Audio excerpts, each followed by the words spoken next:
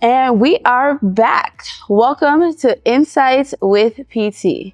As you all know, we've been talking about rebooting your life in this new year. And PT, man, it has been gems after gems after gems. I hope you all have been listening, and we are diving just a little bit deeper. So you ready, PT? Yeah, we're ready. Already. All right, let's get to it. All right, so my first question is, as a pastor, what does rebooting one's life look like from a faith-based perspective? It's not so different from what you do, normally in your day of life, every day of life. When you look at your life spiritually, you ask yourself, where am I supposed to be? Is this where I'm supposed to be as a believer? Because after a few years, you should have left some things behind. You understand? For some people, it might be maybe you get angry a lot, easily. And you say, am I still supposed to be like that now, at this level with my spiritual life? The way I study the Bible and the time that I spend, with the Lord, is it good enough? Can I improve on this? The same thing with time with prayer. Is it good enough? Can I improve on this?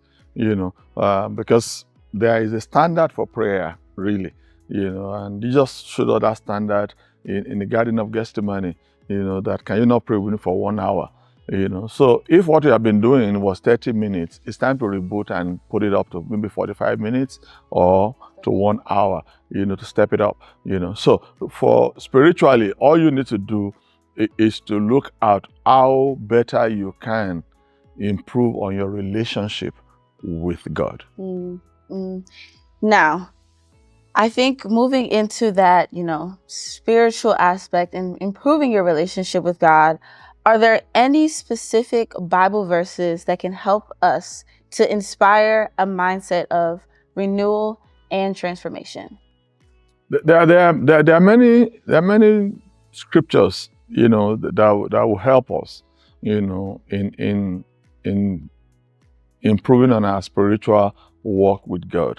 But the first one you start is in the mind, which is Romans 12:2.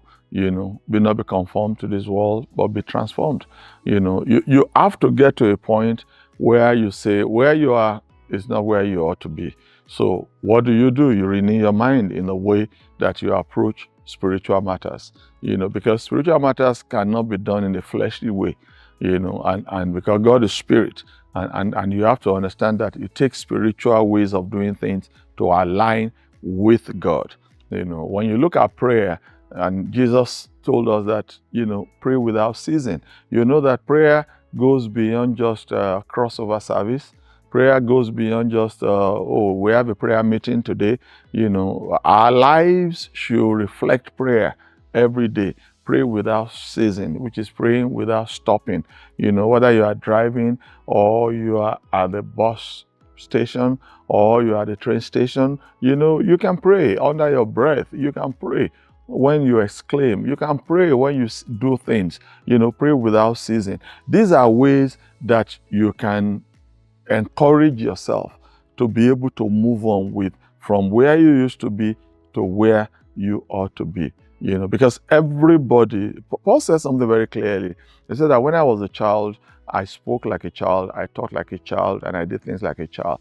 He said, but when I became a man, it's the same way with spiritual things. There were things that we did in the days that we were not that spiritual, that we were just babies. You understand? When we look back now at where we used to be and where we ought to be, you find out that we need to leave the baby things behind and move on to things that are more matured in the spirit, as Christians. Is there anything in particular that we could do possibly besides prayer? That way we can move on in the spirit? Well, it's resolving in your heart to do things according to God's way of doing things. The questions people should ask themselves every time is that, how will God want me to approach this matter? How will they have approached this matter? We are all human and flesh.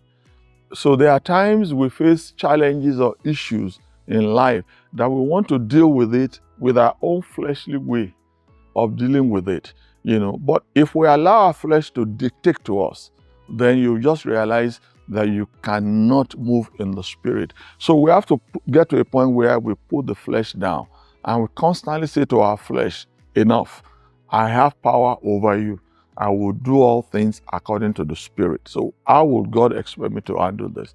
And once you identify the way you believe God wants you to identify, try and do it that way. And you'll find out that it's much easier than you thought it was going to be. True.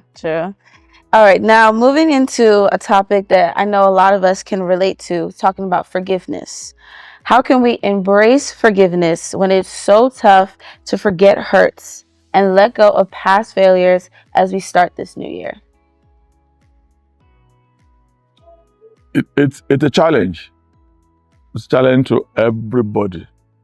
The disciples came to Jesus and they started speaking about this, or the Pharisees rather came to Jesus once, and they said, how many times should we forgive those who, and Jesus was talking about 70 times 70 and all that in a day. And they said, who can do this? This is a tough one to ask. And the reason why Jesus said that is that he didn't want us to be bogged down, by offenses or by unforgiveness.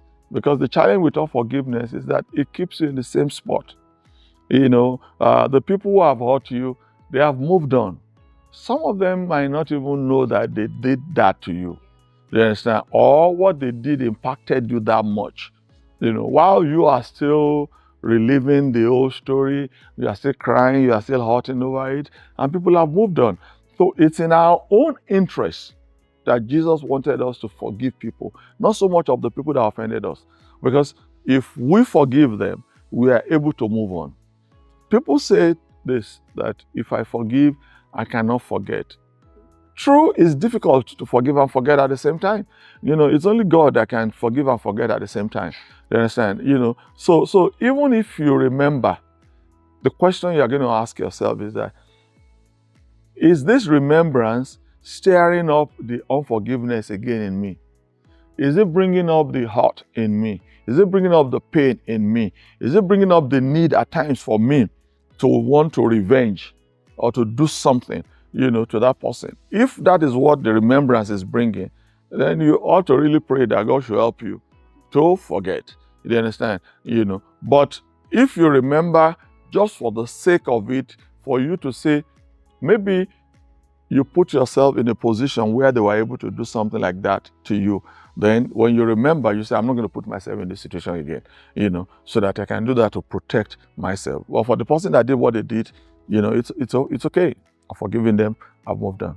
So, if you love what you hear, continue to like, comment, subscribe, follow us on Insights with PT. This year, we're talking all about new things, and the topics are going to get even better.